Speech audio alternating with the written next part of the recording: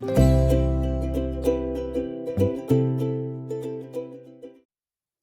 right, welcome back, Be Better Tribe. I'm your host, Julian. This podcast is meant to reflect on stories, lessons, and leadership journeys that have helped shape who I am and who have helped shape some of the individuals that have been on the podcast so far. Recently, I had my coach, Paul Holliher. He was on a couple episodes ago. He's had an enormous amount of impact on my life, whether that's driving discipline and accountability early on in my career, in my journey through soccer. And then I also had a good friend of mine, Eric Brannigan Franco, who was our captain and goalkeeper at Cal Poly, who's kind of just been an amazing friend and person that I've been able to be around. I think his story is extremely motivational, and I think it's inspiring. He obviously walked on to Cal Poly. He actually he wasn't on the team the freshman year, but he kept fighting. And I think the story is absolutely amazing. So I hope you enjoyed those two episodes. This episode is just going to be me, and the focus is on the book Atomic Habits. It's one of my favorites. I recommend it to anybody who asks me for a book recommendation. It's one of those books that I said that I read every year, and it really does put me in the right mindset. But what we'll do today is talk about why I love it and kind of highlight some key moments and points in this book that really hit home for me. But before we do that, I wanted to actually talk a little bit more about something that I did or didn't do and failed, and why I think it relates to this topic. And so earlier this year, or actually late last year, I was trying to run a marathon. And it was funny because I ran a couple half marathons, and to me it was hard, but it wasn't unbearable.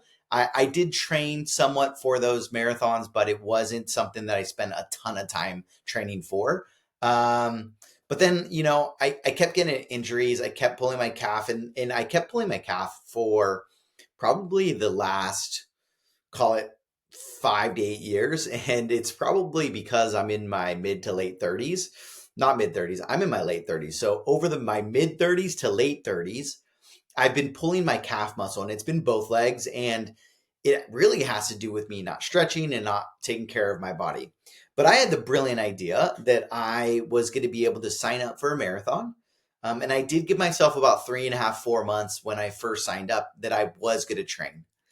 But lo and behold, I strained my calf, and then life caught up to me, and I did little to no training. And I showed up to Lake Chabot, and I showed up, and it's a 26.2 mile run. If you've never done a marathon, you know it's daunting. And I show up, and I didn't realize it's not only a marathon, it's a freaking trail marathon. So there's over 2,000 feet of elevation and drop from the start to the finish. And it was a loop. So it was a 13-mile loop, and then you had to do it twice. And I couldn't have been more wrong. I completely shut down. My body was cramping. I couldn't get past that first half marathon. I did complete the 13 miles. I didn't go fast, but I was cramping. I wasn't prepared. I wasn't ready. I didn't train properly. And there's a couple people out there, if they're listening, told me there's no chance you can do it. But the hard-headed person that I am, the stubbornness, the confidence, sometimes some people would say cocky attitude, got me in trouble over my head, and I blew it. And the reason I say that story is, even though I've read this book, Atomic Habits, probably 5 times now, I didn't follow I didn't follow through. And I think it's important for me to reflect back and understand that if I do want to accomplish something, I have to stick to it. And there's a lot of things that I've been able to accomplish in life, but and it has to do with habits and discipline. But this is one of those things where it's like I didn't have the right preparation. I didn't have the right mindset and habits going into it. And so I completely failed. And so what we're going to go into this conversation is exactly some of the things that I've pulled back from the book that I think I should have thought about prior to this run. So The first thing that I wanted to talk about and why I love Atomic Habits, I'm going to start with a quote that I absolutely love from James Clear. It's, you do not rise to the level of your goals, you fall to the level of your systems. So I'm going to repeat that. You do not rise to the level of your goals, you fall to the level of your systems. And so what that relates to me and how that connects is it's the small habits that you put in place that are going to compound into the massive results. And this is a core idea throughout the full book. It's about those tiny improvements that you do, that you repeat consistently, that will create the huge outcomes over time. And James Clear always talks about getting 1% better every day. And that really hits home for me because if I would have focused back when I should have been training for the marathon to take one step forward, to get that training regimen done, to actually start getting those miles under my feet, I would have had a completely different outcome. And so it's really important that when you're thinking about trying to achieve anything, or when you're trying to just improve in life, you focus on those micro small habits. And I actually boil it down to a couple things. And I've said this earlier, and I said it in the earlier podcast, it's all we have is the time in our life to make decisions. And it's all about making those small micro decisions every day, centered around the habits that you have. And then they'll start to compound and create the results that you want.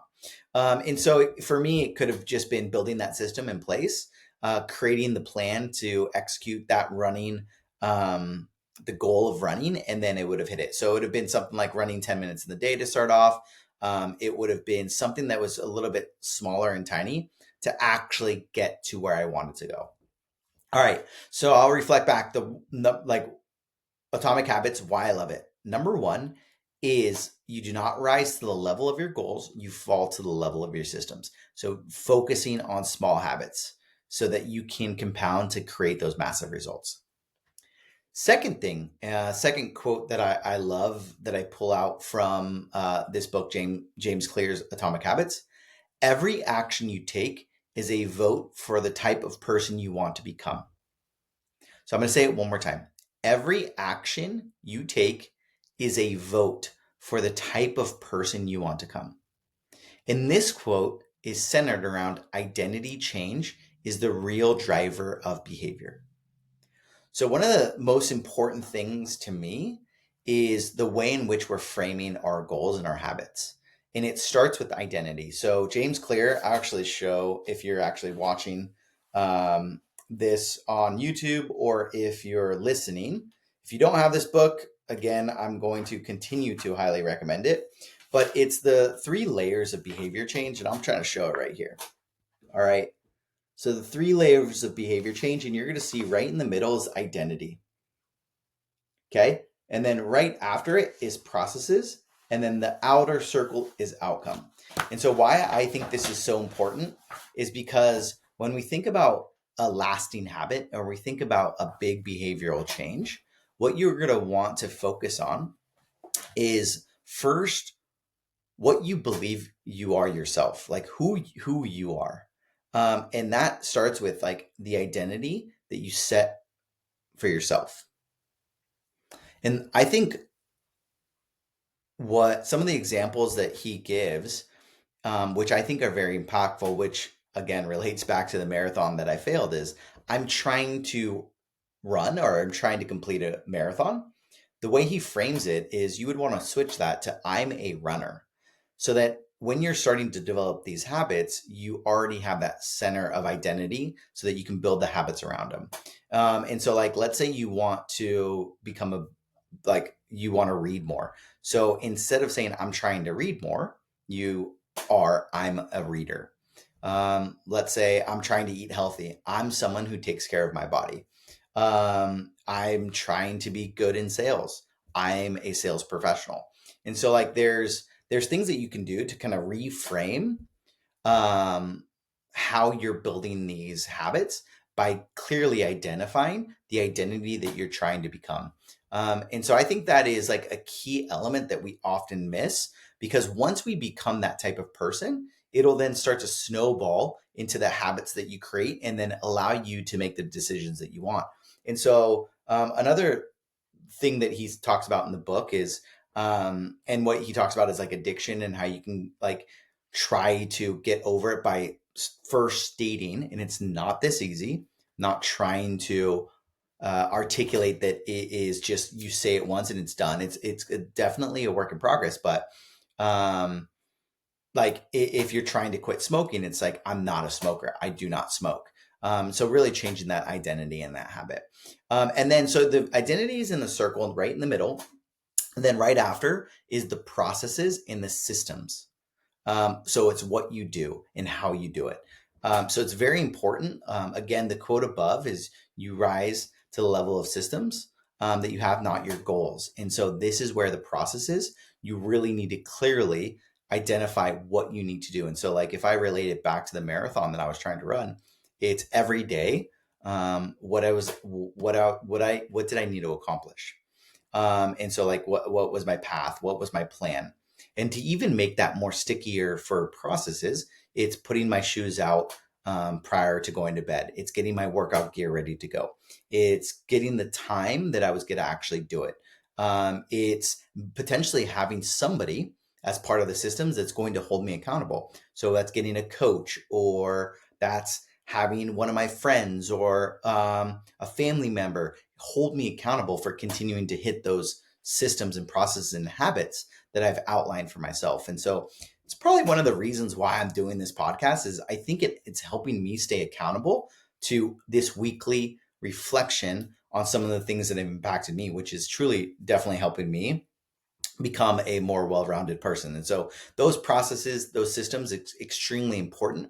As you're trying to have a behavior change, you need to first think about the identity change that you want to do, then follow through with the processes and the systems, and then ultimately it's the outcome that you want to achieve. So again, I will kind of point it back to the marathon that I was going to try to run. It's like first it's identity. If I'm a runner, I've my identity is aligned to that. The processes, which is where I believe I failed the most.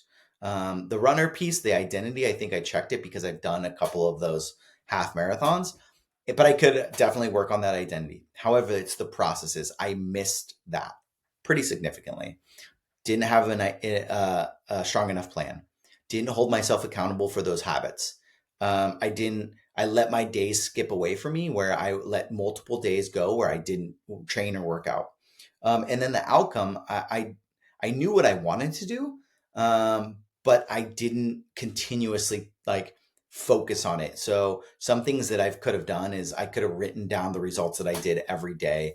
I could have just been a little bit more intentional with that outcome. And then finally, the last thing that I'll say here is environment. Oh, let me go to the third section here. So first one is the first reason why I love this book is the small habits compound into massive results. Number two, the focus on identity change is the real driver of behavior. And then the final one is design your environment to make good habits easier. And the quote that I love is environment is the invisible hand that shapes behavior. So again, I'll repeat that. Environment is the invisible hand that shapes behavior. And so I really do love that quote because it really hits home in terms of making it easy for you to complete those habits and really go down a really strong path of growth. And it starts with the environment. And so the other quote or other thought that comes up with this quote is it's centered around the people that you surround yourself with. I'm going to get it wrong. I don't exactly know the right saying here, but you become the 5 people that you surround yourself the most. I know there's a quote around that, but just remember like who you're surrounding yourself with and who you're communicating with and the energy that they bring and what you're discussing with them and how they're uplifting you is really going to help you hurt. It's going to either hurt or help you shape the behavior that you want. So make sure that you're not just relying on motivation, but you really take a keen focus on your environment and you design it so that it makes it easier for you to have those good habits. And another thing that James Clear, the author, talks about is making it as obvious as possible. So I alluded to this in the earlier statement, but putting your clothes out if you want to run, making it easy for you to accomplish these habits, putting your water bottle out, laying out your clothes, things of that nature really help. So just making it obvious, making your environment conducive of you doing the habit, and making bad habits harder to do. So if you're trying to um, be on your phone for less time in the day, put on those social media limits within your iPhone app. Don't have your phone on your desk. Remove it from the space that you're in. Do things of that nature, and make it hard for you not to do certain things. And again, I think designing your environment not only is like the physical environment, but the people you surround yourself with. So if you are able to have people that can help you hold yourself accountable, it'll definitely drive up your good habits and allow you to make those easier. So, other examples would be if you're trying to become a reader, leave a book on your pillow. If you're trying to not eat junk food, don't have it in the house. And so I think what he says is he calls it out as the law of least effort. If you put your habits that you want to complete in the least amount of effort it will take you to complete it, it will allow you to do it and be a little bit more intentional with it.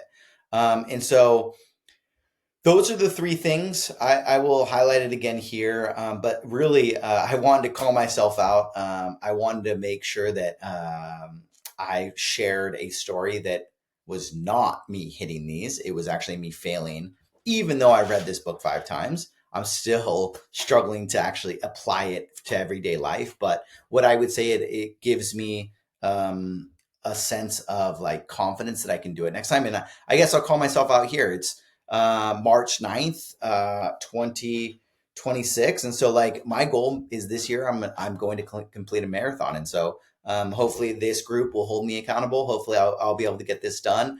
But again, I think this book, it gives you a framework that's extremely applicable that you can put into your life for any of the things that you're trying to improve. And so I couldn't again recommend this book anymore. It's fantastic for anyone, for any walk of life. It just really puts you in the right mindset. So again, I'll end with this. Atomic Habits, the reason why I love it. Number one, you do not rise to the level of your goals, you fall to the level of your systems. Number two, every action you take is a vote for the type of person you want to become.